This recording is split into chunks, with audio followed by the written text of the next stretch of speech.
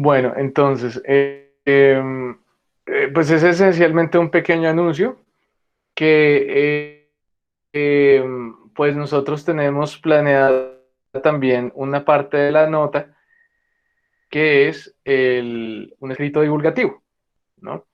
Ese escrito divulgativo va a ser con base a una lista de artículos que yo tengo recopilados, que me parece que pues están más o menos aproximadamente dentro del alcance de los conceptos que hemos visto en la clase. Entonces, lo que yo voy a hacer es que les voy a compartir en estos días una hoja de cálculo de Google donde está la lista de los artículos, son varios, creo que son como 20 que tengo ahí, eh, y ustedes van a, es editable por ustedes, ustedes van a poner su nombre al lado del artículo que les interesa, ¿listo? Al lado del artículo que se comprometen, digamos, a hacer el escrito o no, recordando que no necesariamente tiene que ser un escrito, sino puede ser otro tipo de material que comunique las ideas centrales del, de los artículos, ¿vale? Entonces, pues para que lo tengan en cuenta. Tenemos una fecha de entrega o propuesta, ¿no? Eh, que es para el sábado siguiente al examen final, que según las fechas de la última versión que les envié en el Classroom, voy a mirar. A ver, ¿dónde está? Según eso,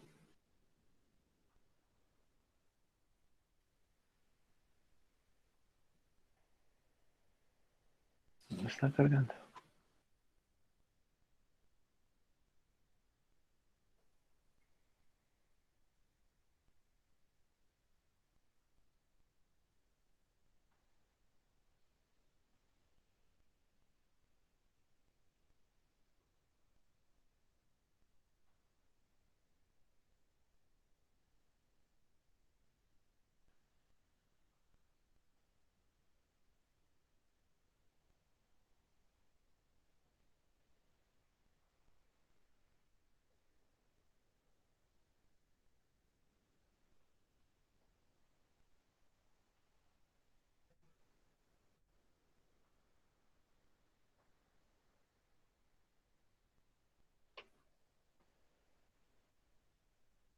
Profe, está buscando la fecha del escrito.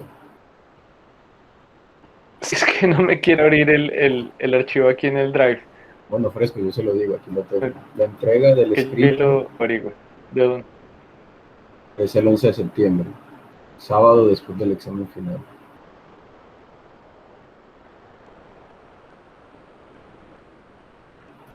O sea, mm,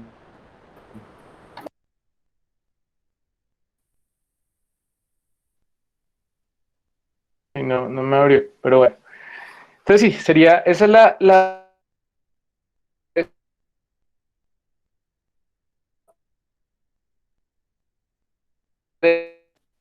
yo no entiendo por qué esta vaina está así. Tampoco, tampoco se me perdió aquí. No, se me perdió aquí en el computador. Tengo el plan anterior, pero no encuentro el plan nuevo. Ah, no, ya lo vi, ya lo vi.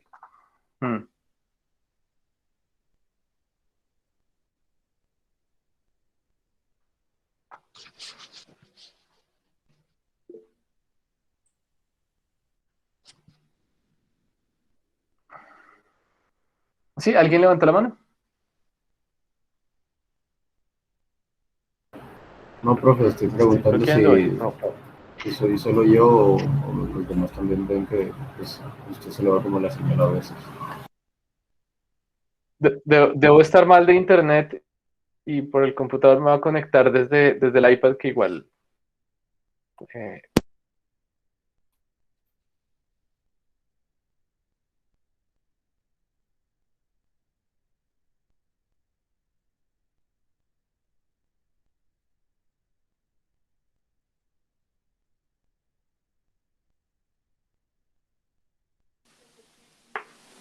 ok, voy a hablar desde aquí a ver si me va mejor.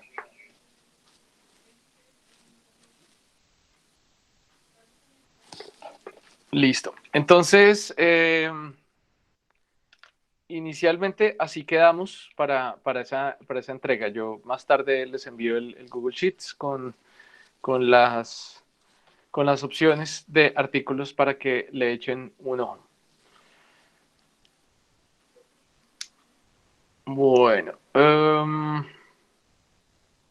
¿alguna pregunta de eso? De esa parte de la evaluación del curso. Por ejemplo, si yo quiero hacerlo como en formato video, ¿cuánto sería el tiempo máximo o mínimo que debería tener el video? Ay, perdón, creo que estaban hablando y no escuché. ¿Otra vez? Si quisiera hacerlo en formato video, creo que ¿cuánto más o menos debería ser la duración? No, es que eso es lo que estaba pensando. Como ustedes me pidieron que eso fuera abierto, yo no sé, o sea, pues corto, no sé, no tan largo. Yo tengo unos parámetros para el escrito, porque el escrito pues era como formato astrobitos. Pero si van a hacer otra cosa que no sea eso, pues como yo no sé qué van a entregar, entonces pues no les sé decir. Ustedes fueron los que me dijeron, profe, le podemos entregar un video. Y yo, bueno, está bien, pero no me voy a poner a legislar sobre cada una de las posibilidades que ustedes me vayan a entregar. No sé, o sea, si es abierto, pues háganlo pues con una muy buena calidad, no tan largo, o sea, todo el objetivo de Astrobitos es que sea una vaina corta, digerible, que público entre general y semi especializado pueda entender. Entonces creo que los objetivos le apuntan a eso. Entonces, en ese sentido, no puede ser una clase de 2 horas llena de ecuaciones, sino más bien pues un video corto con buen impacto, con lenguaje claro. Profe, la idea es que Ok. sea con los mismos parámetros de astrobitos, las mil palabras y todo eso. Sí, Y también solo 2 imágenes. sí, Ah, ok, listo, profe, gracias. vale. Sí, no, yo pongo, o sea, si van a hacer un escrito, de todas formas yo pongo los parámetros del escrito, pero si van a hacer otra cosa, como un video u otra cosa, pues, mm, pues los parámetros son más orientados a lo que les estoy diciendo, a que de todas formas lo que se busca es ser claro, conciso y que un público lo entienda bien.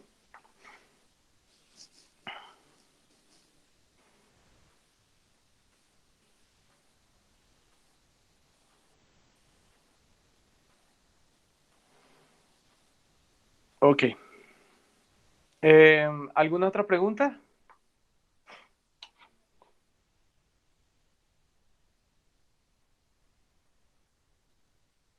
Bueno, si no, entonces continuamos con nuestra clase anterior. Eh, por aquí. Lo último que habíamos dejado era, pues, cómo era la probabilidad de encontrar un electrón en un... Ay, se me olvidó que les iba a mostrar una cosa chistosa. Pues no chistosa, pero voy a ver si la encuentro por acá. Que justo la puse en otra versión de la presentación.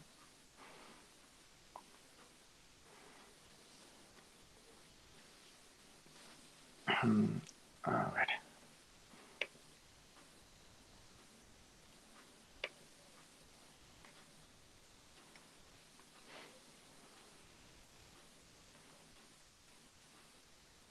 A ver si me lo puedo compartir por acá.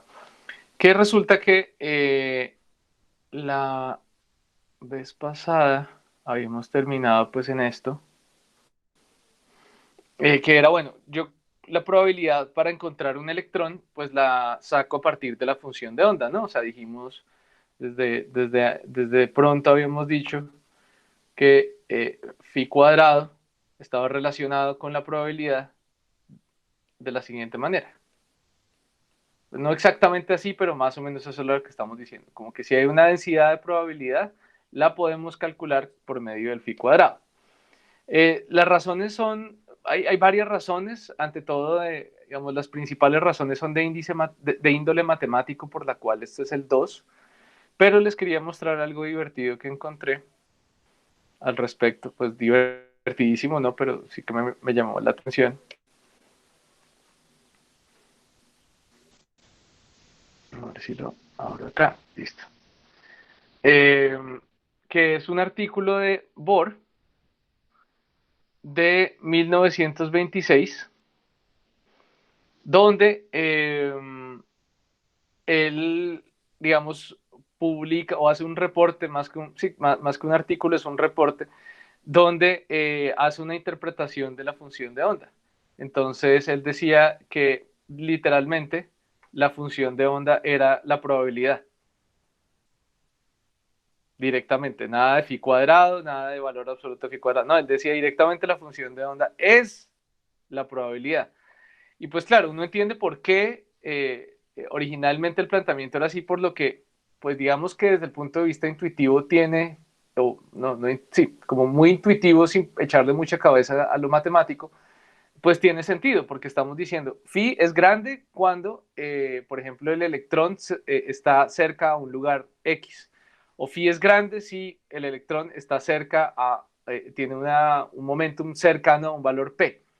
Entonces uno dice, no, pues entonces sí debe ser directamente la probabilidad. Y el mismo Born dijo en su momento que seguramente era phi. Ya más adelante él se corrigió, tanto que esta regla de la probabilidad de phi al cuadrado, esto se llama la regla de Born. ¿Sí? A mí me recordó un poco lo que pasaba con el tema de la vis viva, ¿no? Lo que venía antes de la energía cinética, que como que nadie le pegaba, entonces unos decían que era como mv cuadrado, hasta que finalmente se le pegó a 1/2 de mv cuadrado, a la definición que mejor da resultados. Pero bueno, el caso es que, ya pasando ese detalle que me pareció muy curioso, que hasta el mismo Born se equivocó originalmente en el planteamiento de cómo calcular la probabilidad a partir de la función de onda.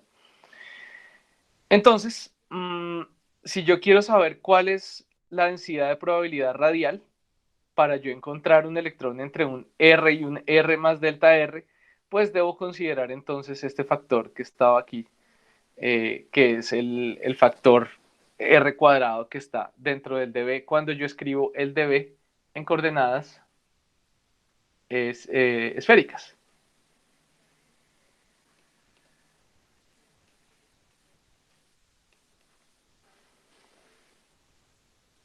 Entonces, por esa razón, vamos a definir esa densidad de probabilidad radial de esa manera, como lo que viene dentro del dr. O sea que si yo quisiera encontrar la probabilidad total, yo tendría que hacer algo así como la integral de P de R de R, con lo cual obtendría algo así. R cuadrado por la función de onda al cuadrado por el de R. ¿Sí? Entonces, esto de aquí adentro sería pues, lo que llamamos la densidad de probabilidad radial. Y es la probabilidad entonces de encontrar al electrón independientemente de la dirección. ¿Ustedes no están viendo mi pantalla? ¿Ustedes me están escuchando? Hola. Sí, profe. Sí lo escuchamos, profe, y sí vemos su pantalla. Qué chistoso. Yo no veo mi pantalla. ¿Pero qué están viendo en mi pantalla? Estamos viendo una esfera ahora mismo con un punto en el centro, con una R, un DR. Qué loco.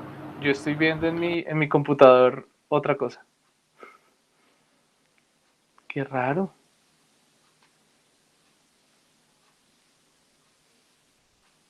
¿Qué ven en el computador? No sé, o sea, como una pantalla negra. Creo que el Meet. Uy. Hola.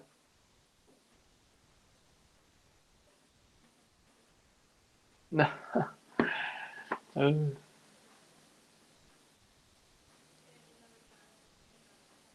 Si quiere, profe, sálgase del computador y vuelve a entrar del computador. Pero si me están escuchando, pensé que no me oían. Sí, yo le estoy diciendo que sí lo escuchamos. Y Qué sí risa. Bueno, no, yo sigo aquí entonces, no importa. porque pues, me están escuchando y están viendo mi pantalla, que es lo importante. Entonces estábamos diciendo que decir que el electrón está entre un R más un Dr es como decir que estuviera en un cascarón, ¿sí? O sea, pues por lo que no estamos considerando la dirección. Entonces, ¿qué probabilidad hay de que el electrón esté en ese cascarón ahí de ancho Dr? Y eso lo calculamos de esta manera. Y ese es entonces el ejercicio que quiero que miremos a continuación. El ejercicio que quiero que miremos es el siguiente. Dice, tenemos para dos estados del electrón, dos posibles estados para el sistema, para el electrón cuando está en el nivel n igual a 2, o sea, con las posibilidades de tener L igual a 0 o L igual a 1. Estos son dos estados distintos. Entonces, para cada uno de ellos, o sea, cada uno por aparte, o sea, cuando el electrón está en C, en L igual a 0, y después para cuando el electrón esté en L igual a 1, pues comparemos la probabilidad de que el electrón esté dentro de una esfera de tamaño el radio de Bohr, ¿sí? O sea, con una distancia menor que el radio de Bohr. Si está afuera, si el estado, por ejemplo, el electrón da que la probabilidad es que esté muy afuera, que esté por fuera del acero, entonces eso significa que no es probable que el electrón esté dentro de ese radio, sino que está más lejos. Y pues la probabilidad nos va a dar un numerito, o sea, va a ser un número que nos dice, vean, la probabilidad de que usted encuentre su electrón ahí en ese cascarón o en esa esfera es tanto, un número. Entonces, eso es lo que vamos a querer averiguar, ese número. Entonces, empecemos con el primer caso. El primer caso, entonces, va a ser n igual a 2, L igual a 0.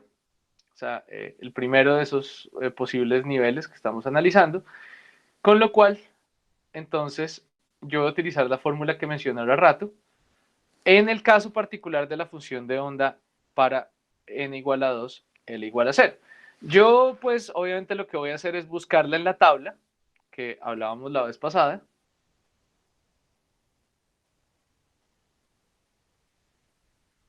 Por acá, n igual a 2, L igual a 0 es esta. Es esta de acá.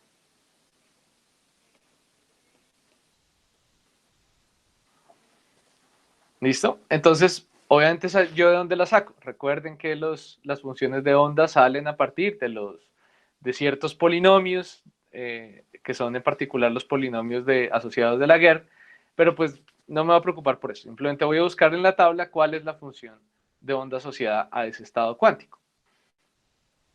Y entonces me voy a ir para acá. Y entonces voy a decir, bueno, como R20 es esta de acá, tiene ese valor. Bueno, de hecho R20 es solo esta parte, ¿no? Este R cuadrado es de la densidad de probabilidad. Profe, ¿no se tiene en cuenta el cuadrado y el valor absoluto del R? Claro, sí, sí, sí. O sea, esa función ya está al cuadrado. Perdón que tal vez no es muy evidente, no fue muy Listo. evidente. Pero sí, por aquí está la función de onda original. Esta es la función de onda original. Entonces, si yo elevo a esta al cuadrado, entonces se me va a este medios. Esto me quedaría al cuadrado, ¿cierto? Y este medios también se va. ¿Correcto?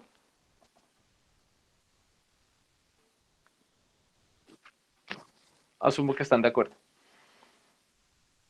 Sí. Y sí.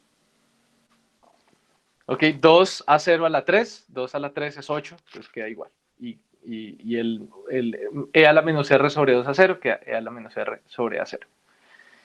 Entonces es la función de onda al cuadrado. Y entonces, ¿yo cómo encuentro la probabilidad total? Pues como lo dije, vamos a sumar sobre esa densidad de probabilidad. O sea, vamos a integrar la probabilidad de que el electrón esté en esa esfera, que esté dentro de ese posible radio de Bohr. Entonces, eso lo dan los límites de integración. Es decir, que esa integral que vemos acá es efectivamente está preguntando cuál es la probabilidad de que la partícula esté dentro de esos límites de integración. Si yo quisiera saber si estuviera en otros, por ejemplo, que estuviera entre A0 e infinito, entonces pues yo podría hacer esa integral entre A0 e infinito. ¿Por qué puedo hacer esa integral? Porque la probabilidad, recordemos, sigue ciertas reglas y una de esas reglas es que la probabilidad debe sumar siempre a 1. Entonces, si yo hiciera, por ejemplo, perdón, este pequeño desvío filosófico, si yo hiciera la probabilidad de que el electrón estuviera entre 0 e infinito, la probabilidad es 1. O sea, con 100% de seguridad el electrón está entre 0 e infinito. Debe sumar a 1 esa integral. Yo puedo entonces coger solo un pedazo de esa integral, un pedazo de la probabilidad, para saber si está dentro de cierta distancia o entre ciertos límites de distancia, por ejemplo, lo puedo hacer. Entonces, en este caso me estoy preguntando por si está dentro del radio de Bohr o no, o qué probabilidad tengo de encontrármelo dentro del radio de Bohr. Y entonces, para eso, hago la integral donde el integrando es este de acá.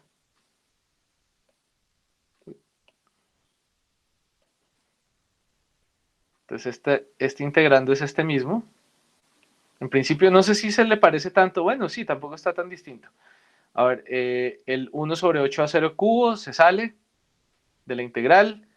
Este r cuadrado por 2 al cuadrado. Ah, sí, porque esto es al cuadrado. Quedaría 2 al cuadrado más 2 veces, más 4 veces r a 0, más r cuadrado a 0 cuadrado, y todo eso multiplicado por r a la 2. ¿Sí? O sea, simplemente como cogiendo este polinomio y expandiéndolo un poquito. Ah, mentiras. Todo esto. Ok, y entonces aquí lo que yo haría es, pues, efectivamente la integral. Es una integral que, de hecho, no es particularmente complicada, no la voy a hacer acá, pero podemos ¿qué? Conociendo cuánto vale A0, yo puedo encontrar el valor de esa integral. Es una integral, pues, perfectamente numérica, y nos dice esto. ¿Qué representa esto? Esto significa que es 3.4% de probabilidades de encontrar el electrón dentro de este radio A0. Si el estado del electrón es el estado n igual a 2, L igual a 0. Esa es la probabilidad de encontrarlo ahí. Por lo tanto, la probabilidad de encontrarlo entre A0 e infinito, ¿cuál creen que es? O sea, que esté afuera de ese cascarón. Uno De menos. esa esfera, Eso. perdón. 1 menos Uno. eso, ¿cierto? O sea, 100% menos eso. Entonces, eso es lo bueno de esas probabilidades que me permiten hacer esos cálculos rápidos.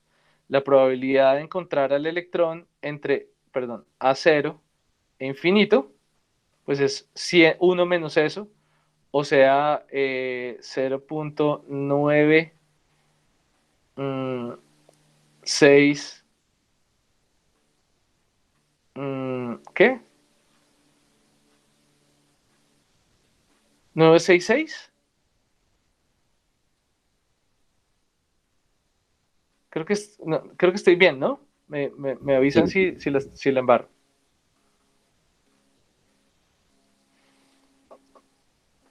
Sí, o sea, con 96, 97% prácticamente de certeza, el electrón no está dentro del radio de Bohr.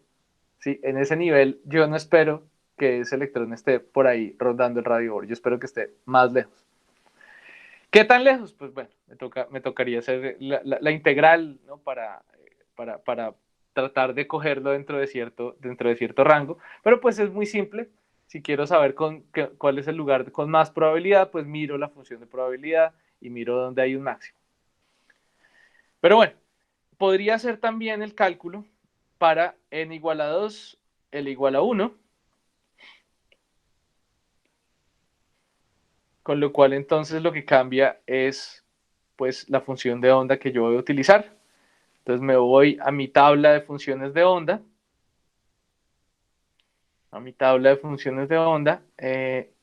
y entonces me doy cuenta de lo siguiente.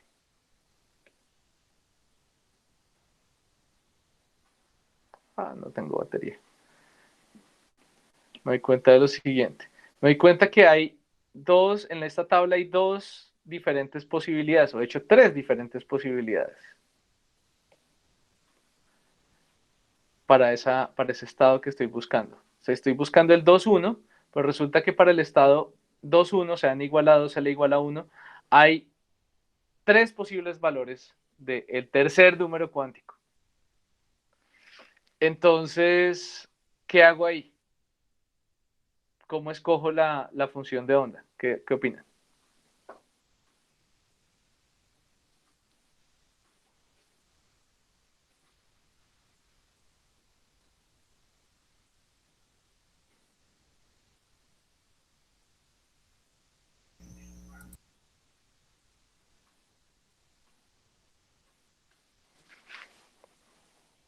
¿Cuál de las dos escojo?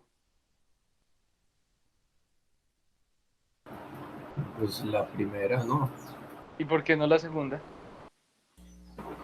Tienen, tienen igual probabilidad de que sea cualquiera de las tres o hay una preferencia. Son la misma, ¿no? Sí, es que no hay como un cambio. Pues porque la función de onda solo depende de n y l. Radial, la función de onda radial, perdón. Solo depende de n y l. La parte angular se mete dentro de la parte, la parte de m del tercer número cuántico se mete dentro de la parte angular. Entonces las funciones de onda angulares son distintas. Estas sí son distintas. Pero las radiales son la misma. Entonces, efectivamente, como estaban diciendo ahorita, da la misma probabilidad ambas funciones porque son la misma función de onda radial. Entonces, no importa que haya aquí degeneración entre esos dos estados, no nos estresamos por eso porque es solo una función de onda que es esta. Entonces, si yo voy a necesitar la elevada al cuadrado, entonces se va esta raíz cuadrada, se va este 2, este animal me queda al cuadrado y se iría este 2. Y esa sería la función de onda al cuadrado que me tengo que llevar para poder hacer el cálculo de la probabilidad. Sí, o sea, que recordando es la misma de la de abajo. Entonces me voy a llevar esa y voy a ver qué tanto se parece aquí a la solución del ejercicio. Bueno, está el r cuadrado.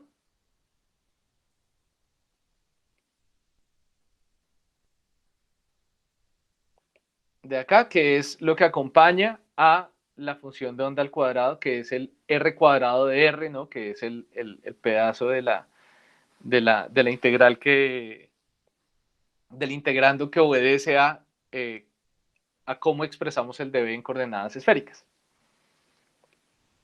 Y por aquí está la función de onda al cuadrado. Si es la misma elevada al cuadrado, como la escribimos ahora rato. Sí.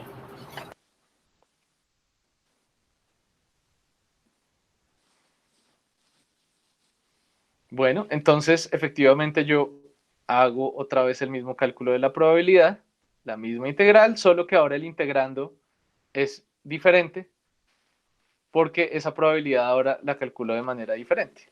Esta probabilidad ya no es la misma anterior, sino que es esta de acá. Es una integral un poquito más corta y lo que me dice es que la probabilidad de encontrar al electrón dentro de ese cascarón, el número, dentro de ese cascarón, no, perdón, dentro de esa esfera,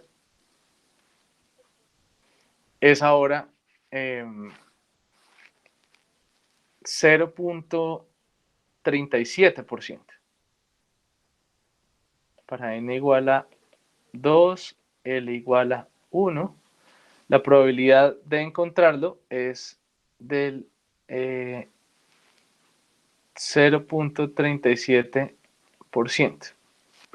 Sí, o sea, es aún menos probable encontrarlo dentro de ese radio. Sí, comparado con, es un orden de magnitud menos probable encontrarlo. Sí tiene esa, ¿qué? Ese valor de L. Profe, ¿y uno cómo infiere esos valores ¿Qué M y valores? N? ¿Cómo uno los No, conoce a priori o simplemente adivina? claro, no, eso depende, digamos, del estado del electrón. O sea, esos son posibles estados en los cuales está el electrón. ¿En qué estados están los electrones en los átomos? Eso depende ya de la, digamos, de la física estadística del problema. O sea, depende de la temperatura del gas, depende de la presión, depende de las condiciones físicas locales que yo tenga para ver si yo, por ejemplo, puedo tener un electrón en cierto estado. Ahorita vamos a profundizar un poquito más en eso porque el tema de las líneas de emisión depende mucho de todas esas condiciones que pueden haber en un gas que hacen que un electrón esté en un estado o en otro.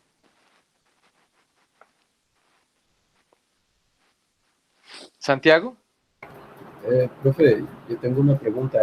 Ya en la parte como práctica, por así decirlo, estos resultados son como lo normal, siempre es normal como ver como esos porcentajes tan pequeños de los electrones o... esto es simplemente por lo que escogimos un radio, digamos, muy pequeño. O sea, el radio de Bohr es el radio donde encontramos la órbita más cercana cuando, digamos, sí, A0 es el radio de la órbita, o digamos, lo relacionamos con el radio de la órbita cuando el electrón está en n igual a 1, ¿no? Todas las demás órbitas van a ser más lejanas, ¿correcto? Entonces lo que estamos preguntando es qué probabilidad hay de que esté cerca a la región de la órbita más cercana. Y como estamos preguntando, eh, estados más altos, o sea, órbitas más lejanas, entonces la respuesta es, hombre, no hay mucha probabilidad de que el electrón esté tan cerca, porque el electrón normalmente solo está tan cerca cuando n es igual a 1. Cuando n es igual a 2, él obligatoriamente va a estar más lejos. Ahora, dado que esto ya no es algo completamente determinístico, o sea, el hecho que la órbita, que n sea igual a 2, que se supone que la órbita está más lejos, no significa que la probabilidad sea completamente cero, sino que hay cierta probabilidad. ¿Por qué? Porque esto es un problema cuántico y en lo cuántico rige la probabilidad. O sea, yo no puedo del todo descartar, solo pues dependiendo de ciertas condiciones, digamos, energéticas, yo no puedo descartar que el electrón esté en ese radio Bohr, a pesar de que yo no esperaría que él estuviera ahí. O sea, yo esperaría con mucha probabilidad estar en otra parte. Pero la probabilidad no es cero. Sí, es como cuando la gente se compra el baloto. La probabilidad es prácticamente cero de ganársela, pero algo de probabilidad hay, ¿no? O sea, eso iba a decir, o sea, este es el propio baloto, o sea, O sea, el hecho de que sea muy improbable encontrarme el electrón acá no significa que nunca me lo encuentre ahí. No es lo más probable que el electrón esté en ese barrio, digamos, en ese entorno más cercano a su núcleo que el radio de Bohr, en este caso. Bueno, Acabo de darme cuenta de algo. Daniel, dime. Perdón. No, Santiago, perdón. Que la posición no está cuantizada, la posición es un continuo. Pues Claro, existe una probabilidad de que esté en cualquier posición radialmente hablando. Lo que está claro que sí. cuantizado son los estados, los numeritos que me caracterizan los estados. Claro que sí, sí tienes razón. Que eso era algo, claro, eso era algo en lo que fallaba la teoría cuántica vieja. La teoría cuántica vieja decía que los radios sí estaban cuantizados. Pero esta teoría moderna, moderna de los años 20, de hace 100 años, esta teoría moderna no dice que las distancias están cuantizadas como tú muy bien lo anotas.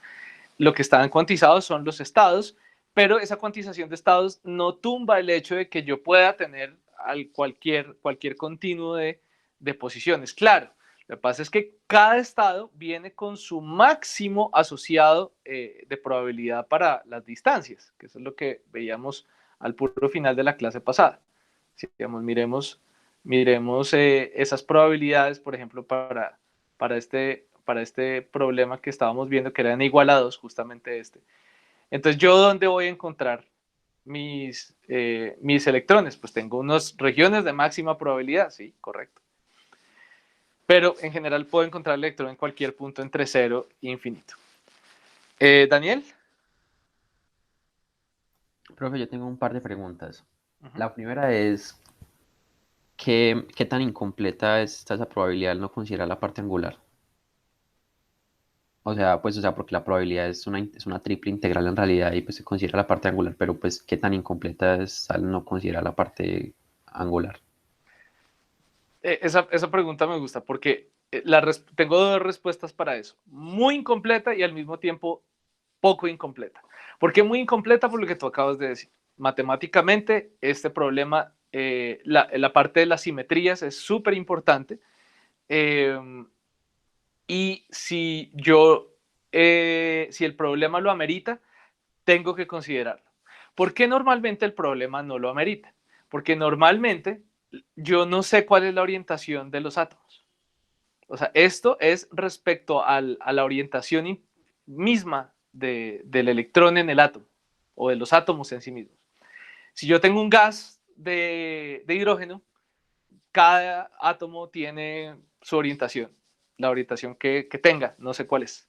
Entonces, como no sé cuál es, realmente no tengo esa información, no tengo acceso directo a esa información angular. Entonces, a lo único que tengo acceso es a la parte radial. La parte radial que de hecho depende un poco, ligeramente de la parte angular. ¿Por qué? Porque la función de onda radial depende del número cuántico de momento angular, que es L, ¿no? Ahora, el problema lo puedo ameritar si yo logro romper esa simetría. ¿Cómo logro romper esa simetría? O sea, que la simetría de que los electrones, que los átomos puedan estar en cualquier orientación. Entonces, cuando yo, por ejemplo, meto un campo magnético, si yo meto un campo magnético, entonces yo lo que hago es romper esa, entre comillas, degeneración, romper esa simetría de que todos los electrones de que todos los átomos pueden estar en cualquier orientación y los comienzo a alinear. Si yo alineo a todos los átomos, entonces ahí sí comienza a importar la parte angular. Y por eso el efecto de meter un gas en un campo magnético, el efecto más notorio en el espectro es el efecto Zeeman, que es cuando precisamente entra la interacción entre el número cuántico azimutal M, el que hasta ahora hemos ninguneado, M comienza a interactuar con el campo magnético externo. Entonces, si yo meto un campo magnético externo, ahí sí ya conozco las direcciones, o por lo menos puedo tener una dirección privilegiada que antes no. Si tengo un gas solito, sin nada, no tengo ni idea para dónde es arriba y para dónde es abajo.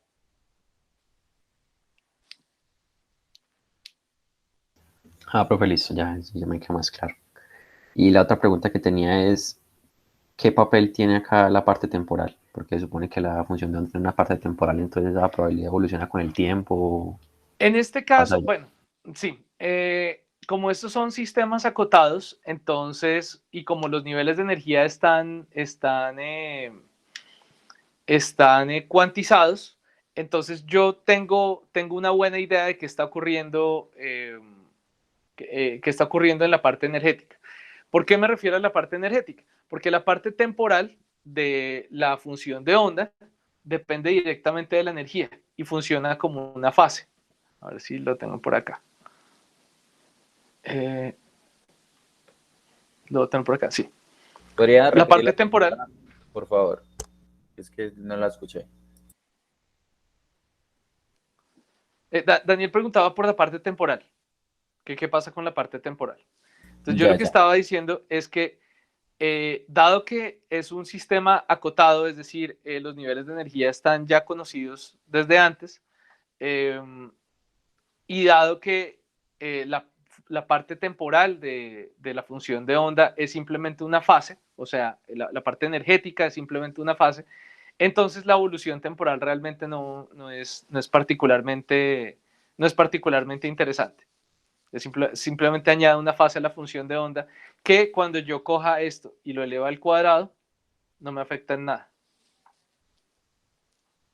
porque es una fase. Las fases no afectan la amplitud o la norma, pues, de esa función de onda. Ah, ya. Ya, profe, gracias. Listo. Que eso no es cierto. Esto que acabo de decir es cierto para este sistema. O sea, la pregunta de Daniel era para este sistema y esa es la respuesta para este sistema.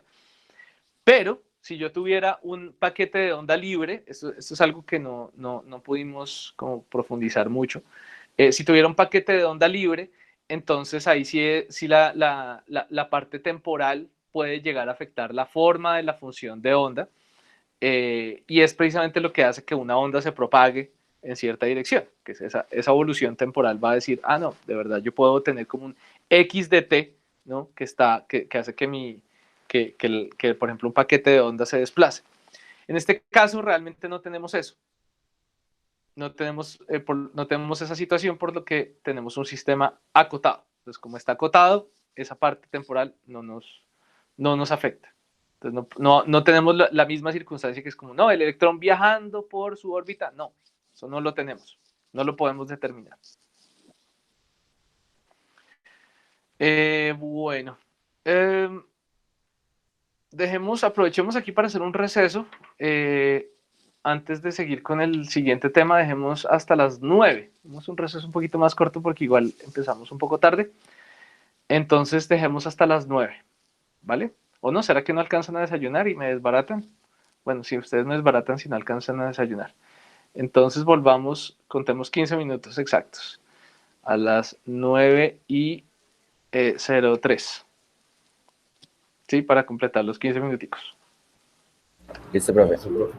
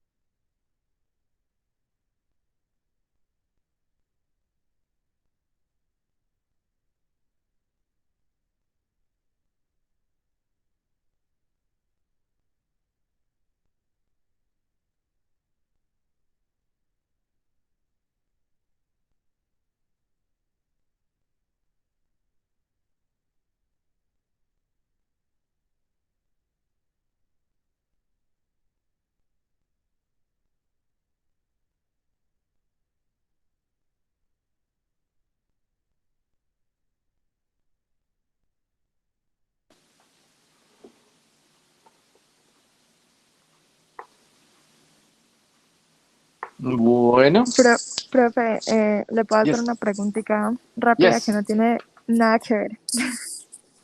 Es que vale. Ricardo ya me contestó el correo y me está preguntando pues para reunirnos ahorita a las 10 como usted había dicho. Ah, pucha. Eh, Bueno, y que si por Google Meet o sea, nos conectamos al Meet de Ricardo o sí, aquí en... Ok, listo, sí, sí, sí. profe. Me Gracias. mandas el enlace. Vale, vale. Claro que sí. Manuel, dale.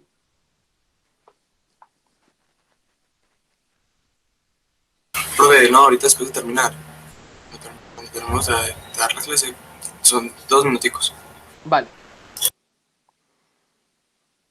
Listo, listo. Bueno, entonces continuemos. A ver. Voy a poner. ¿Cómo sería? Ok. Bueno, vamos a empezar entonces con nuestro trabajo de líneas espectrales, pues que, como les dije, le da un poco de contexto a eso que estamos haciendo. Lo que va a ocurrir es que nosotros vamos a tratar de aterrizar un poco al mundo de la espectroscopía todo esto de los estados cuánticos y tratar de darle ese contexto astrofísico. Digamos, tenemos de 3 sesiones para esto. Vamos a hacer una parte más o menos práctica que de hecho tiene que ver con el proyecto computacional al final de la tercera clase, pero primero me toca pues como contextualizar con algo de teoría. Esta parte es curiosamente muy específica al curso de astrofísica moderna. Normalmente en cursos de física moderna este tema no se profundiza tanto, pero nosotros sí vamos a tener que meterle la mano. Entonces la idea es la siguiente, la idea es que si nosotros consideramos, por ejemplo, en un átomo cualquiera, los estados posibles de un electrón, pues yo me voy a dar cuenta que hay diversas posibilidades para que el electrón cambie de estado. Entonces, una de las posibilidades que nosotros podemos tener es la que más nos va a interesar ahorita, que va a ser esta transición entre un estado acotado y otro estado acotado. Entonces, que, por ejemplo, estemos en algún nivel, como por ejemplo el ground level, el estado base del electrón, y cambie a algún otro nivel con más energía como estos dos. Y si hace ese cambio, entonces nosotros vamos a tener pues emisión de línea. ¿Sí? Porque entonces como la diferencia de energía es tan específica entre los dos niveles, entonces nosotros vamos a poder tener pues un fotón con una energía muy bien definida, no cualquier fotón, sino un fotón con exactamente la energía que era la diferencia entre la energía del estado, por ejemplo en este caso, en el caso izquierdo, del U al estado base, o en este caso del nivel U al nivel L, ¿sí? U de upper, L de lower. Y esas transiciones se llaman transiciones acotado-acotado. Ahora, hay otro tipo de transiciones que también pueden ocurrir, que es cuando, por ejemplo, yo yo le doy suficiente energía al electrón como para que se escape del átomo donde está amarrado. ¿Sí? Entonces, por ejemplo, un electrón en el estado base del átomo de hidrógeno tiene una energía de menos 13.6 electronvoltios, lo cual significa que si yo lo ilumino con un fotón que tenga más de esa energía, el electrón sale del átomo. Y eso lo logro con radiación ultravioleta. Es que la radiación ultravioleta es tan mala para nosotros como seres humanos porque tiene suficiente energía para arrancarnos los átomos y romper los enlaces electrónicos entre átomos. Entonces, cuando eso ocurre, la transición ya no es de un estado acotado a otro estado acotado, sino de un estado acotado a uno libre. Entonces, por eso este tipo de transiciones se llaman bound free. ¿Sí? También se puede generar, también la inversa puede lograrse, o sea, que se capture, por ejemplo, un electrón de esta manera, un electrón que esté libre y logre ser capturado por un átomo. Entonces, en esas transiciones también hay emisión y absorción de luz. ¿sí? Porque pues, puede absorber, por ejemplo, un átomo, un electrón puede absorber un fotón ultravioleta y salirse, o al revés, un electrón que está libre puede ser capturado y emitir entonces un fotón con la diferencia de energía que hay ahí. Este tipo de transiciones son muy comunes, esas de acotado a libre, son muy comunes, especialmente cuando miramos el espectro del Sol. No lo tengo aquí a la mano, pero si miramos el espectro del Sol, hay una parte, bueno, lo voy a buscar, qué carajo. A ver, lo busco por acá.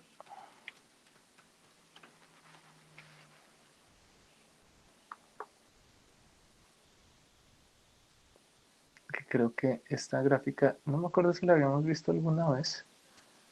No, pero esta no me gusta.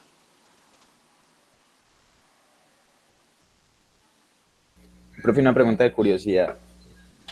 Dime. ¿Nosotros en qué libro o en qué artículo podemos encontrar como los primeros resultados de predicción de la mecánica cuántica? Pues en plan, encontrar las mediciones de dónde se encontraron los electrones y superponer la función de onda ahí encimita y ver que efectivamente cuadraba. Buena pregunta. Sobre las predicciones puntuales. A ver, déjenme les respondo eso más, que yo me bajé unos libros hace poquito sobre eso. Voy a ver si los encuentro aquí a la mano.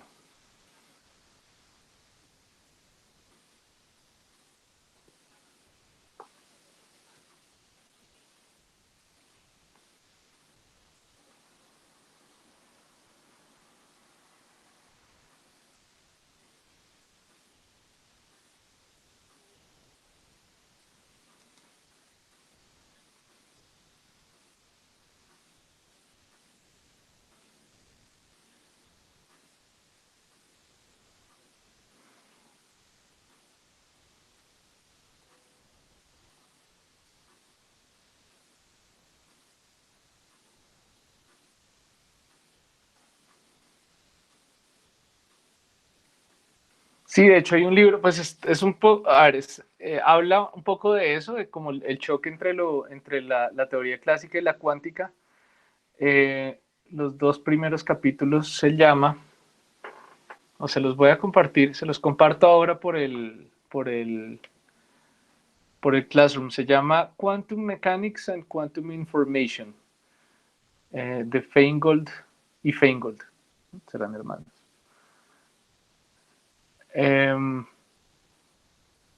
Se los envío ahorita, pues es solo de referencia por si les interesa mirar como esa, pues no es historia realmente, es simplemente como la fenomenología.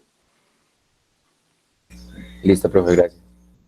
Sí, justo ese creo que responde esa pregunta bien. Estaba buscando el espectro del Sol, pero no lo encuentro el que estoy buscando, hombre. ¿O sí? Bueno, supongamos que este.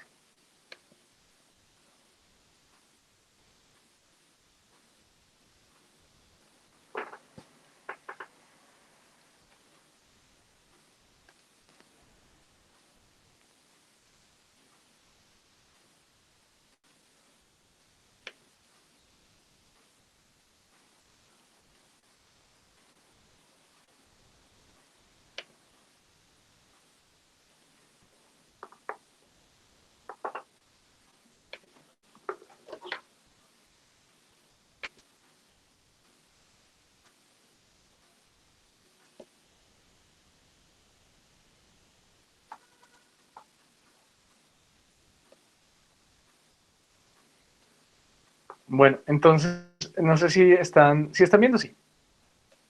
Sí. Listo, entonces ese es el espectro del Sol, pero no se parece al espectro del cuerpo negro, y especialmente por acá,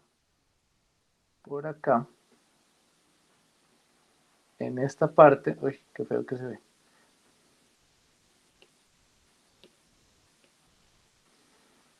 En esta parte de acá, hay un montón de líneas en el ultravioleta que tienen que ver con, pues no un montón, es que no son líneas, hay un montón de absorción, perdón, en el ultravioleta, que tiene que ver con esto que les estoy diciendo, que tiene que ver precisamente con fotones que están siendo absorbidos a través de este tipo de interacciones libre acotado.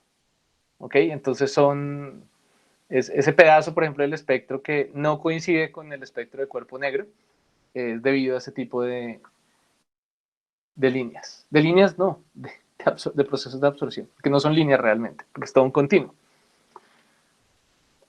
Por eso se llaman transiciones al continuo. ¿Sí? Porque si yo boto aquí un electrón con o sea, si yo cojo un fotón de 13.6 electronvoltios, yo arranco un electrón. Pero si le meto 13.7 electronvoltios, también lo arranco, solo que le sobra energía al electrón. Entonces, por eso es que va a un continuo. Ahí sí ya no está cuantizado esos estados energéticos. Y pues también otro tipo de interacciones que puedo tener es a través de procesos en el continuo que son libre-libre, es decir, como un electrón, o sea, por ejemplo, el proceso de Compton, o sea, donde teníamos un electrón más un fotón que se va a un electrón más otro fotón distinto. Ese tipo de procesos son libre-libres porque no tienen, o sea, es un electrón interactuando cuando no está acotado, cuando no está agarrado a un átomo. Pero bueno, el caso es que para transiciones acotadas, que son las que nos van a interesar acá, tenemos estos tipos de procesos. Vamos a tener absorción, que es cuando yo paso un nivel energético inferior a uno inferior y paso a uno superior a través de un electrón. De un fotón, perdón. A través de luz. Entonces, tengo un nivel energético inferior, recibo cierta cantidad de energía y puedo pasar a un nivel energético superior. Pero también puedo tener el proceso inverso, en el cual yo parto de un estado energético superior y espontáneamente decaigo a un nivel inferior donde sobra energía y esa energía que sobra pues la veo en forma de un fotón. ¿Listo? Pero también resulta que puede haber otro fenómeno muy parecido, muy relacionado, que es emisión estimulada. Y ocurre cuando yo tengo un estado superior, un estado energético superior, e interactúa con un fotón y se da un decaimiento que no es exactamente espontáneo. O sea, simplemente porque le pasa cerca un fotón a un estado superior, entonces el estado superior baja al estado inferior y sale otro fotón. Entonces por eso hay dos. ¿Sí? Ahorita lo miraremos con un poquito más de detalle cómo funciona esa emisión estimulada, pero esencialmente es el principio que opera detrás de los láseres, que hace que yo pueda tener muchísimos fotones eh, con la misma energía, o sea, muchísimos fotones del mismo color, por ejemplo. Eso lo logro hacer a través de la emisión estimulada. Pero bueno, antes de entrar en mucho más detalle, sí, antes de entrar en detalle voy a hacer un pequeño contexto para volver un poco, o tengo que volver un poco a algo que trabajábamos en el tema de procesos radiativos, que es una ley, pues más que una ley, sí, es una ley que se llama la ley de Kirchhoff, que creo que es algo que dijimos un poquito por encima, pero realmente no profundizamos, y es que en un cuerpo negro,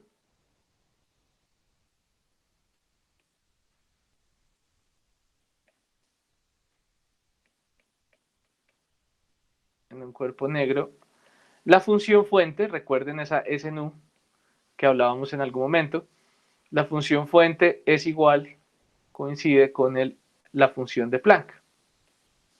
Esta es la función de Planck.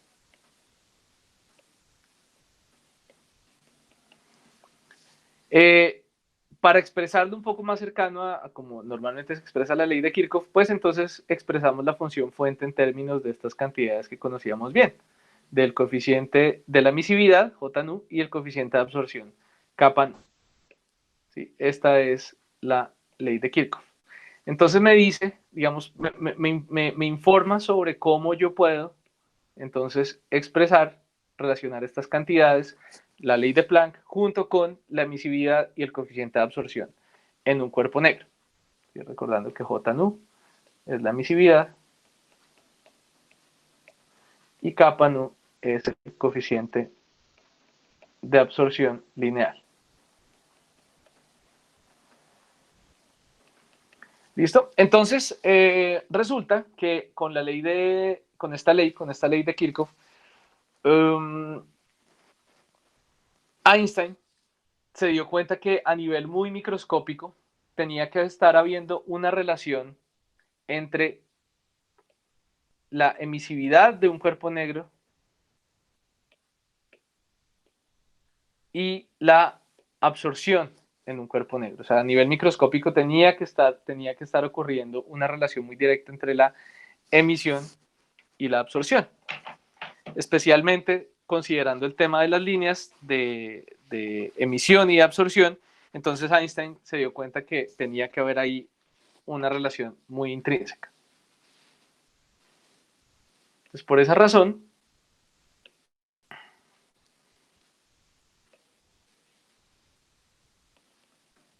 Einstein dijo que tenía que haber una relación entre la emisión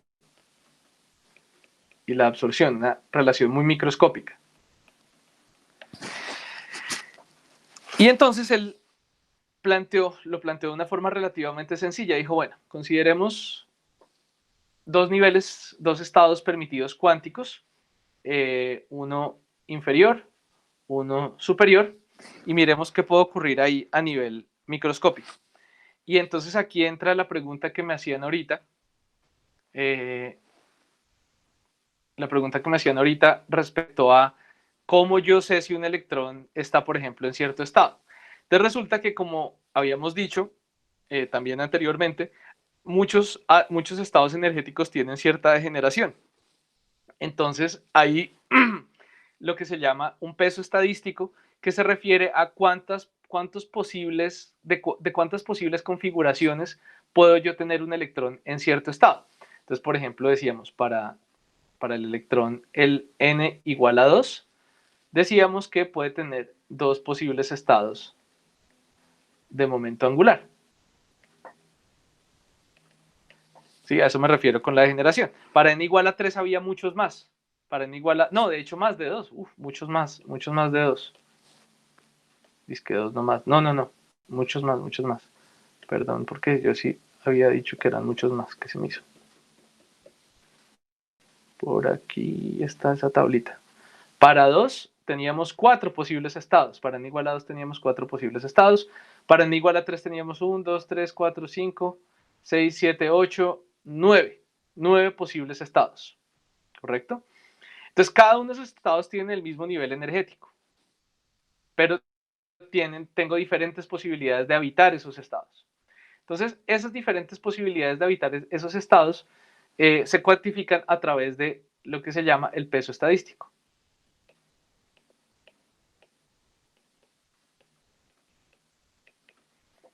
¿Sí? Me dice cuántas, como está relacionado con el número de configuraciones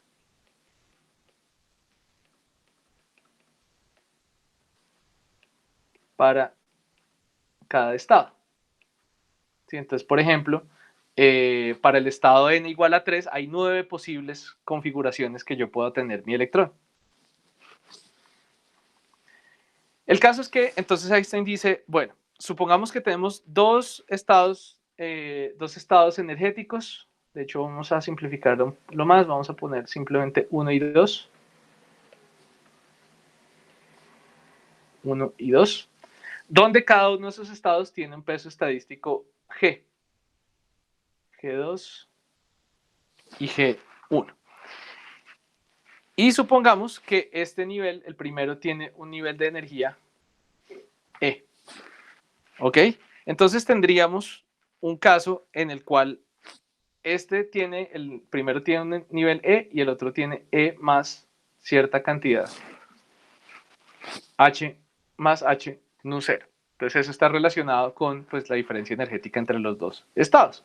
Eso significa que si yo paso del 1 al 2, significa que necesito una energía, un fotón de energía H nu 0. Y si paso del 2 a 1, significa que emito una cantidad de energía H nu 0. O sea, un fotón con energía H nu 0. Entonces, si voy a pasar del 1 al 2, voy a emitir, perdón, a ver, ¿cómo es? Si paso del 1 al 2, voy a necesito absorber un fotón de energía H nu 0. Pero si paso del 2 al 1, entonces voy a emitir un fotón, ¿sí? Porque va a sobrar energía, de energía H nu 0. Y entonces Einstein dice, ahí pues hay diferentes procesos, el de absorción, el de emisión, el cual involucra dos posibilidades, o emisión espontánea, como dijimos hace rato, o emisión estimulada. Einstein descubre la emisión estimulada de forma teórica, porque no vamos a llegar a tanto nivel de detalle, pero si uno únicamente considera el balance posible entre absorción y emisión espontánea, sin considerar emisión estimulada, uno no logra llegar a la función de Planck para el cuerpo negro, porque en últimas, a través de esto, nosotros podríamos llegar a la distribución de energía que me da la función de Planck, la ley de Planck, la función de Planck, perdón, para el cuerpo negro. Entonces Einstein hace todo el análisis sin la emisión estimulada y no le da, entonces le toca meter a las malas otro componente de emisión que va a ser la estimulada, y ahí sí entonces todos los cálculos cuadran bien.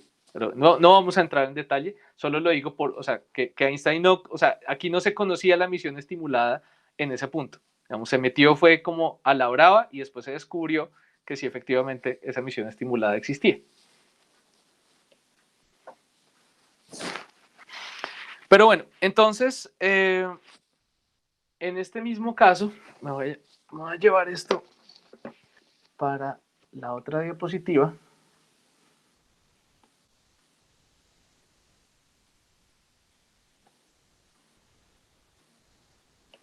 Copiar.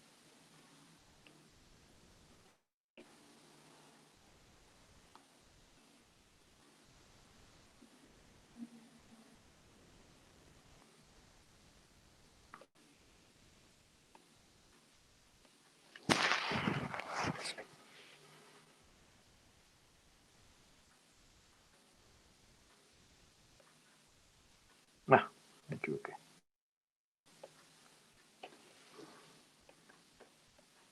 Ah.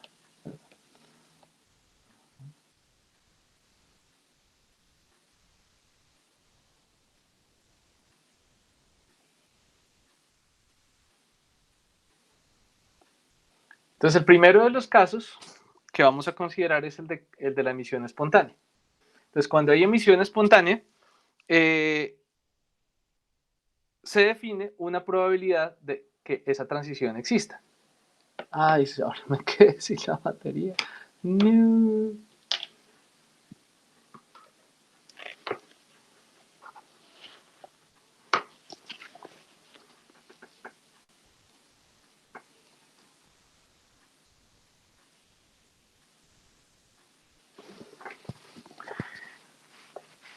Vamos a definir una probabilidad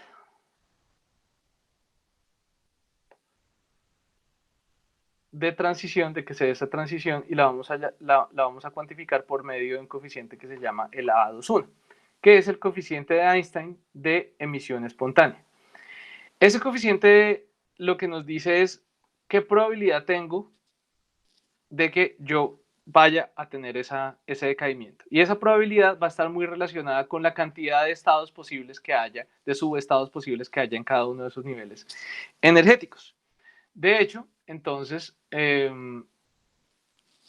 yo como lo voy a escribir es que si hay cierta cantidad de electrones, por ejemplo en este estado, N2, N1, entonces yo voy a utilizar ese coeficiente para describir cómo es que sería esa evolución espontánea de que un montón de electrones que estén en el estado superior bajen al estado inferior. Entonces yo lo escribiría por medio de esta ecuación diferencial. De n, uy, ¿por qué no me quiere dejar? Ya, n2, que el dedo no responde tan bien, pero bueno. De n2 de t, lo escribiría como proporcional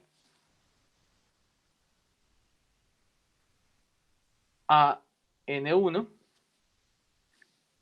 perdón, a n2, multiplicado por ese coeficiente A21. Entonces esta es una ecuación diferencial de estas de decaimiento que ustedes ya deben conocer al derecho y al revés, pero lo único que Einstein describe es entonces este sistema como un decaimiento estadístico, como que yo tengo un montón de electrones en el estado superior y ellos si tienen cierta probabilidad de decaer, pues comienzan a decaer y entonces la cantidad de electrones que yo tenía en el nivel 2 va a decaer exponencialmente. Esto es lo que está mostrando la solución a esta ecuación, como se pueden dar cuenta, es un decaimiento exponencial. Sí, me imagino que la tienen clara, que esta solución es exponencial. O sea, N2 es igual a E a la menos A21T. ¿Sí? Pues yo ahí como es de primer orden, entonces yo veo es un logaritmo natural. Sí, por eso, el logaritmo natural de N2 es igual a A21 por T. Y entonces Despejamos N2. Listo. ¿Sí? La solución de esto es entonces N2 es igual a E a la menos, bueno, no es igual, es proporcional, perdón. N2 es proporcional a E a la menos A21T. Entonces, esto lo que me está diciendo es que yo estoy despoblando los niveles superiores. Entonces, tenía un montón de átomos con un montón de electrones en el nivel superior y comienzan a decaer espontáneamente al nivel inferior. ¿Cómo? Exponencialmente. ¿Sí? Es una descripción estadística, de hecho, bastante simple. Pues Einstein era un mago con este tipo de cosas. Digamos, tratando de poner problemas muy complejos o situaciones físicas muy complejos en términos matemáticos relativamente simples. Entonces, ese A21 es un coeficiente que curiosamente tiene unidades de t a la menos 1, de segundos a la menos 1. Eso es como el inverso del tiempo de decaimiento que yo tengo. Entonces, venga a ver si ya me cargó el esferito, de pronto sí. Las unidades de A21 es tiempo a la menos 1.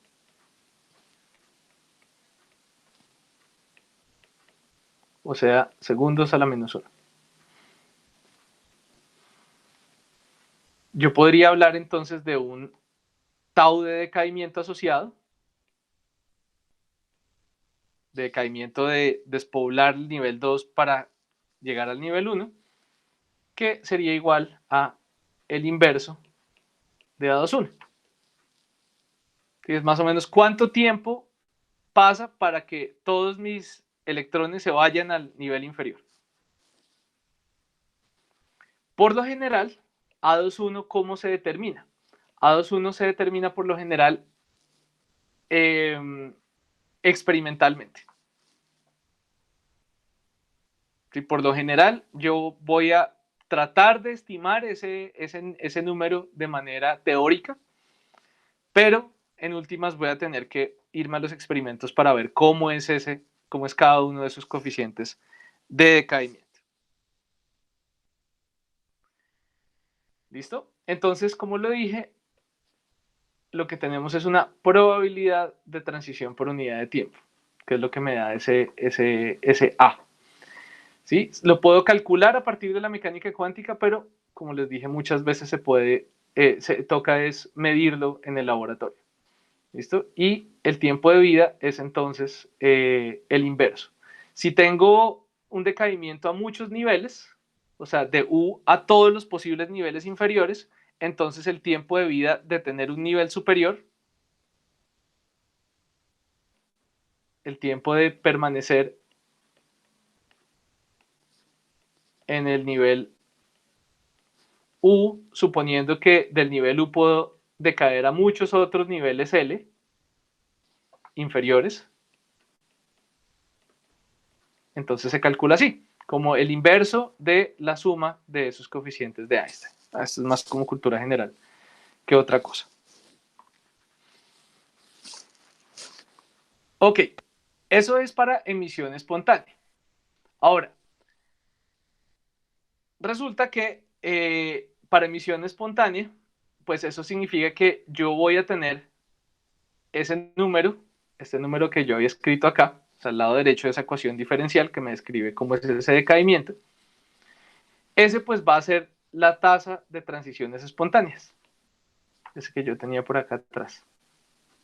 Aquí lo tenía para 2, pero pues recuerden que originalmente le habíamos puesto el nombre U y a esto el L, o sea, superior e inferior. De 2 a 1 significa de superior a inferior.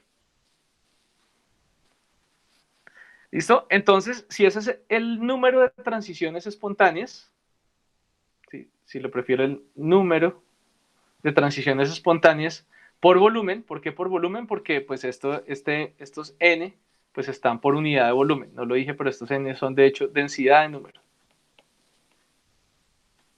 Realmente no importa, o sea, simplemente en un pedazo de volumen. El caso es que si yo conozco el número de transiciones, entonces yo también puedo calcular cuánta energía estoy emitiendo por segundo. O sea, porque yo sé cuántos fotones se están emitiendo porque yo sé cuántos electrones están decayendo del nivel superior al inferior. 10, 20, 30 por segundo, no sé cuántos. Cierto número de electrones están decayendo por segundo. Entonces, eso me permite a mí calcular la tasa de emisión de energía, que va a ser entonces este numerito de aquí arriba multiplicado por pues, la energía que lleva cada transición.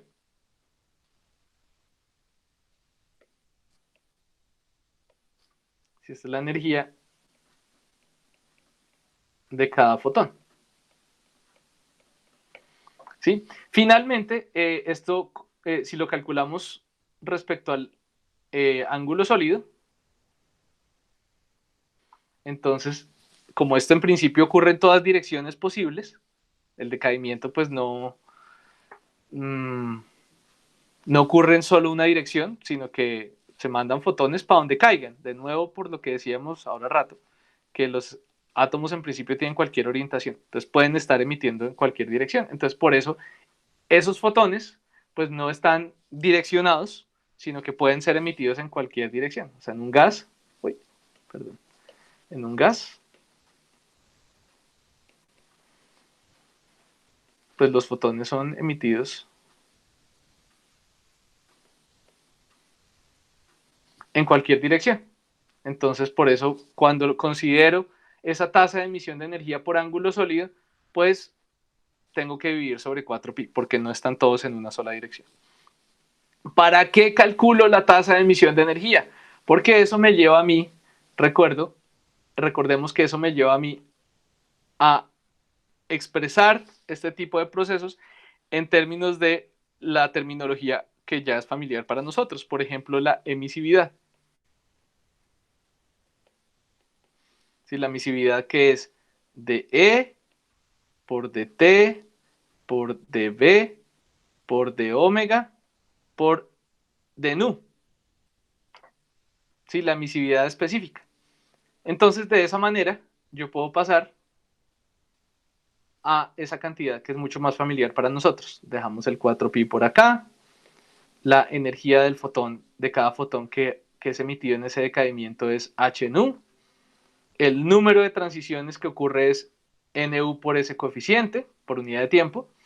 Y me quedaría sobrando este animalito por acá, que es el inverso del ancho de banda. ¿Sí? Que significa que yo voy a considerar un ancho de banda en el cual yo estoy emitiendo estoy emitiendo luz. Y aquí pasa algo con lo cual hay que tener mucho cuidado. Y es lo siguiente. Resulta que, claro, en principio, la energía de esta transición es una energía fija. Sí, perdón, no estaba usando este color, si no estoy mal, el azul. Esta energía es fija, es un número fijo, real, constante, que no tiene una incertidumbre. El problema es que en la práctica pueden estar ocurriendo muchas cosas dentro del gas que hacen que el fotón se emita con una cantidad de energía un poquito mayor o un poquito menor.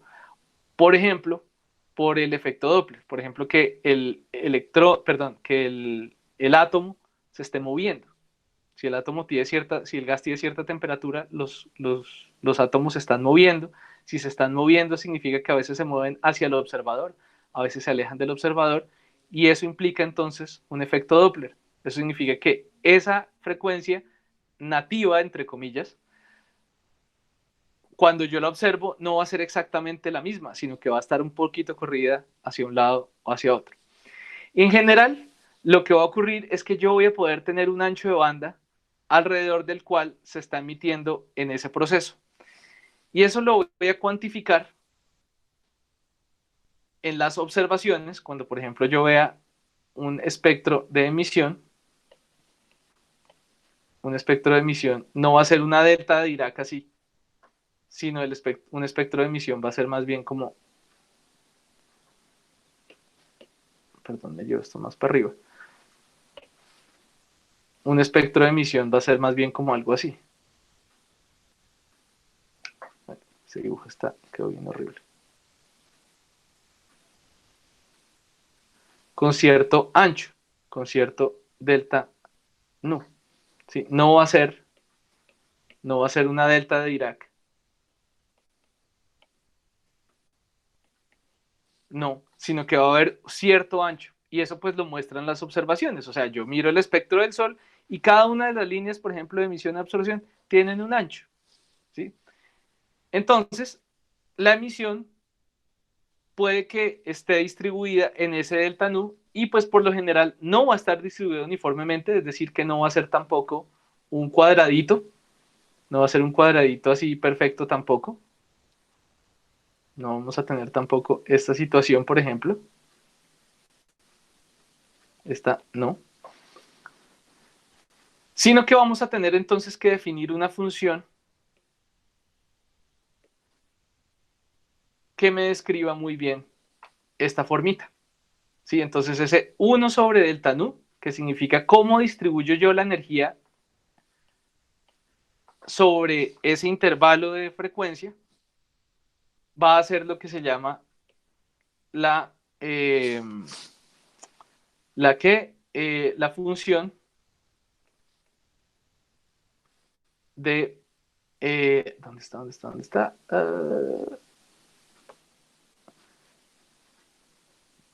Del ensanchamiento de la línea, también conocida como el perfil. Entonces hay diversas formas, diversos posibles perfiles que yo puedo tener dependiendo del proceso físico que me está ensanchando esa línea. Ahorita sí, yo creo que ahorita vamos a ver cuáles posibles formas toma esa función. Como se pueden imaginar, pues la función gaussiana es la más común, pero hay otras. Santiago. Profe, nosotros, pues ya se conoce el mecanismo por el que se da la emisión estimulada. ¿Se puede explicar por qué un fotón llega y como que interactúa con el electrón y este en lugar de absorber emite otro fotón, entonces por eso tenemos dos fotones? ¿Sabemos por qué se da eso? Sí. Venga a ver si lo tengo por acá. Este es absorción. Lo que pasa es que yo lo tengo al revés. No, tal vez no lo tengo como tan así. No, pero el escenario es de hecho relativamente sencillo. El escenario es algo así.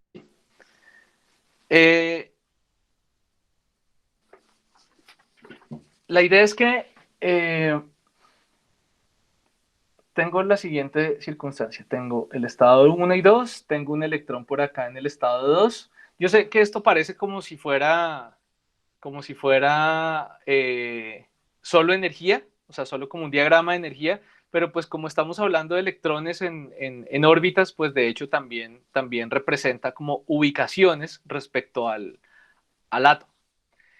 Entonces tengo este electrón en el estado 2 y yo ya sé que si yo, por ejemplo, eh, si yo, por ejemplo, tuviera un fotón que llega con suficiente energía, entonces el fotón con suficiente energía va a interactuar con este electrón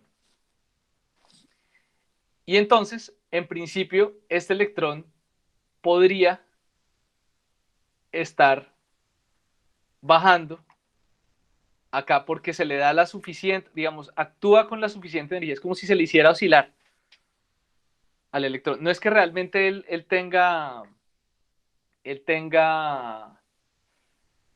¿cómo se dice? Es como si, yo lo veo personalmente como cuando una onda de radio entra en una antena, ¿sí? Como que el electrón vibra simplemente por interactuar con el campo eléctrico de la onda que llega. Entonces, si interactúa con el campo eléctrico significa que puede entonces comenzar a moverse, digamos, a vibrar, y pues tan de malas que al vibrar cae al estado inferior. Y si cae al estado inferior, entonces pues queda atrapado aquí en este estado y entonces tiene que emitir otro fotón diferente. Y el fotón que venía originalmente, pues también pasa derecho. Tal vez voy a borrarlo.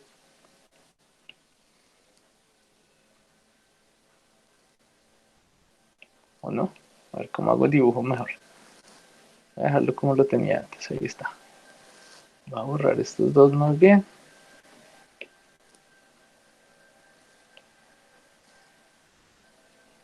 Este continúa su camino y este electrón al terminar acá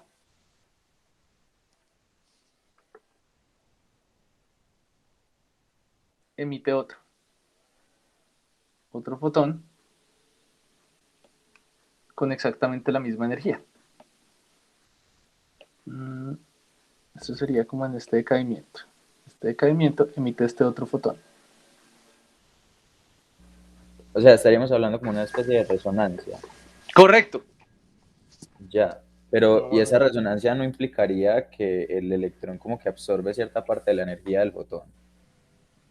No, realmente no. Realmente lo único que hace es como moverse con ese campo eléctrico, pero no.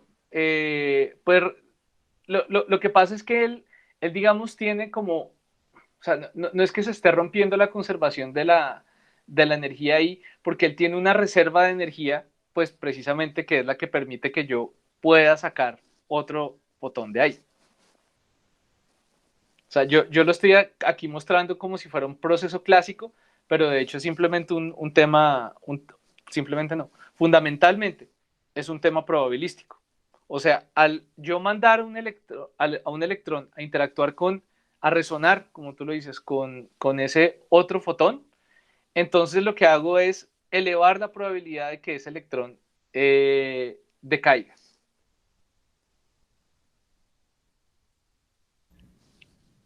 Todavía no me cabe en la cabeza, pues todavía lo estoy pensando como en términos muy clásicos, como por ejemplo cuando en ondas veíamos la oscilación forzada para inducir esa resonancia.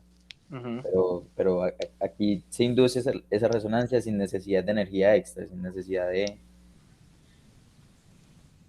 Más bien como que el hecho que el proceso esté cuantizado implica que no hay como un intermedio, realmente. No se puede hablar de un intermedio en el cual el electrón lentamente baja, no. es inmediato.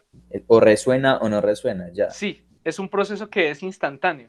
O sea, no hay como esa pérdida de energía que uno se imagina. No, es que el electrón, mientras es arrastrado al otro, no, inmediatamente cambia de nivel.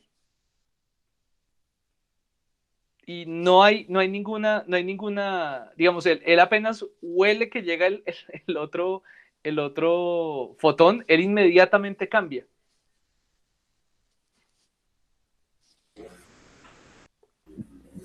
Bueno, fenómenos cuánticos. Supongo que ya es cosa de irnos familiarizando con esos Sí, fenómenos. sí. Pero bueno, el caso es que lo que estamos haciendo, lo que estábamos haciendo es coger estos fenómenos, esas transiciones cuánticas y arrastrarlas a nuestro lenguaje de procesos radiativos. Entonces, por ejemplo, con esta fórmula que teníamos aquí, yo ya soy capaz de describir cómo está brillando una línea. A través de los cálculos mecánico-cuánticos, a través de las medidas en laboratorio, yo ya sé cuál es la emisividad de la línea.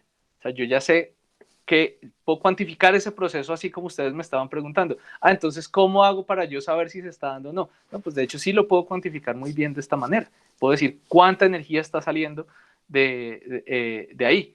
Claro, los coeficientes de emisión y absorción, lo que me va a solucionar todas esas ecuaciones de emisión y absorción, porque solo hasta ahora hemos hablado de emisión espontánea en términos matemáticos, me permite a mí considerar un balance, así como en química hay balances, porque hay ciertas tasas de reacción que ocurren entre compuestos químicos, pero en últimas yo logro un estado estacionario, por ejemplo.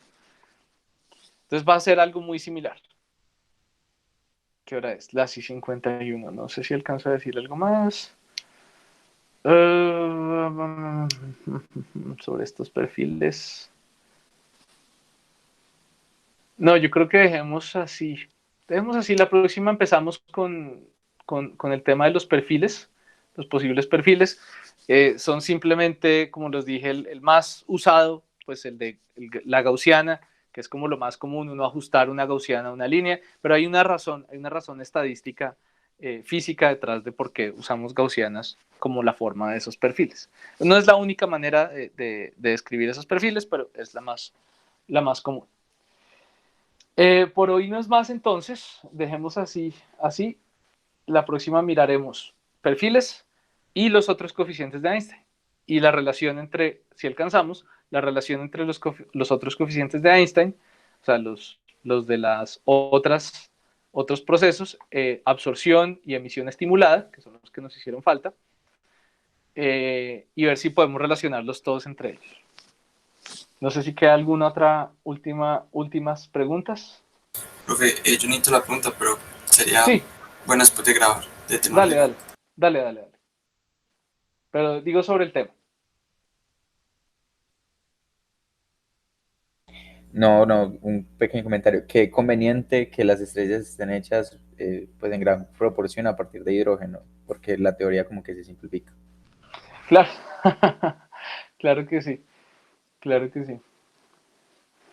De hecho, en estos días estuve viendo un video muy chévere bueno, es un poquito viejito, pero es un video muy chévere de cómo llegó pues bueno, primero Annie Jump Cannon a hacer la clasificación por líneas estelares, pero también el trabajo doctoral de Cecilia Payne Gaposchkin, encontrando precisamente que precisamente con este tipo de análisis, encontrando la proporción que tenía que haber de hidrógeno en las estrellas para explicar los anchos y las profundidades de esas líneas, con lo cual dedujo que las estrellas eran mayoritariamente hidrógeno, o sea que por cada átomo de oxígeno o de hierro o de potasio que estaba causando esas líneas de absorción, tenía que haber como, no sé, 1000, 10.000, 100.000 veces más átomos de hidrógeno para causar las absorciones que se observaba y las emisiones que se observaban en los espectros estelares. Muy chévere. Se los voy a compartir. Es un poquito viejito, pero está chévere. Es como 20 minutos, media hora. El video es de 1 hora, pero lo que cuenta, esa parte de la historia es como media hora. Profe, ¿y alguna bibliografía recomendada? No, la bibliografía recomendada creo que está en la guía de lecturas. No sé. A ver. Voy a mirar. Si no está, les digo, pero yo creo que sí está. Es que yo no me acuerdo ahorita. Pero voy a mirar rápido. Guía de lecturas.